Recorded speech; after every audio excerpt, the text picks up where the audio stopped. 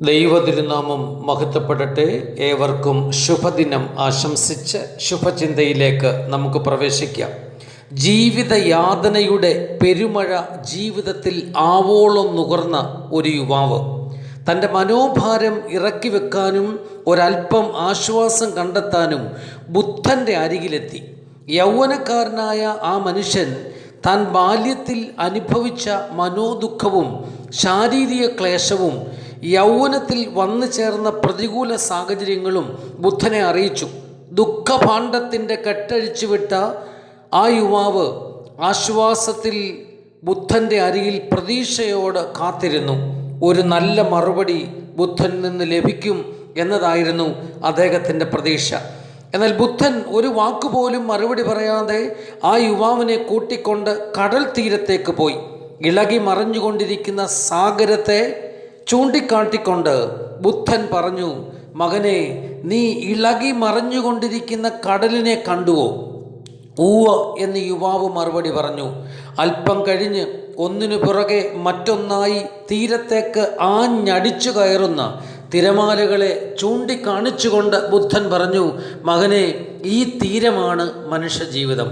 എപ്പോഴും കലമ്പി അടിച്ചുകൊണ്ടിരിക്കുന്ന കടലാണ് ലോകം.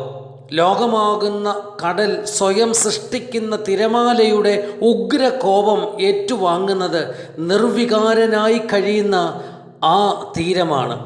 യഥാർത്ഥ മനുഷ്യജീവിതം ഭാരങ്ങളും പ്രയാസങ്ങളുമാകുന്ന തിരമാലയെ സ്വന്തം മനസ്സോട് ആവോളം സ്വീകരിക്കുന്ന തീരത്തെ പോലെ ജീവിതയാത്രയിൽ നമുക്ക് ചുറ്റുമുള്ള ലോകം സൃഷ്ടിച്ചു നൽകുന്ന തിരമാലകളെ സ്വയം സ്വീകരിക്കുവാൻ ഒരുങ്ങുന്ന ഒരാൾക്കു മാത്രമേ ജീവിത വിജയം വാസ്തവത്തിൽ കരഗതമാക്കുവാൻ കഴിയൂ.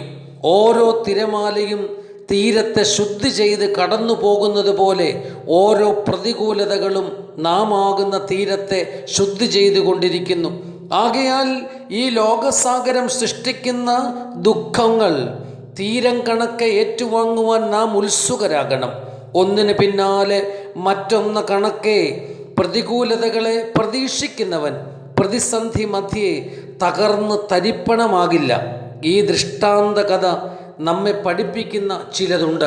വിശുദ്ധനായ ഇയ്യോബിനെ പോലെ പ്രതിസന്ധി മധ്യേ പതറാത്തവനായി നാം നിലകൊള്ളണം. അങ്ങനെ സംഭവിക്കണമെങ്കിൽ ദൈവത്തിലുള്ള ആഴമായ വിശ്വാസം, ദൈവത്തിലുള്ള ആഴമായ ആശ്രയബോധം എന്നിവ രണ്ടും നമ്മുടെ ഹൃദയത്തിൽ ശക്തമാകണം. തീച്ചുളയിൽ സന്തോഷ തിമിർപ്പ് കാണിച്ച ആ 3 ബാലന്മാരെ നമുക്ക് സുപരിചിതമാണ്. അഗ്നിജ്വാലയെ ആനന്ദമഴയാക്കി മാറ്റിയവരാണ് അവർ. സിംഹക്കൂട്ടിൽ ആരാധന പാത്രമായി രൂപപ്പെട്ട ദാനിയേലും ലോകപീഡന ഏറ്റപ്പോൾ ഭയപ്പെടാതെ നിർവികാരനായി നിന്നു. സങ്കീർത്തന പ്രമാണി ഇപ്രകാരം നമ്മെ പഠിപ്പിക്കുന്നു, ഒരു സൈന്യം എൻ്റെ നേരെ പാളയമിറങ്ങിയാലും എൻ്റെ ഹൃദയം ഭയപ്പെടില്ല. എനിക്ക് യുദ്ധം നേരിട്ടാലും ഞാൻ നിർഭയനായിരിക്കും. സങ്കീർത്തനം 27.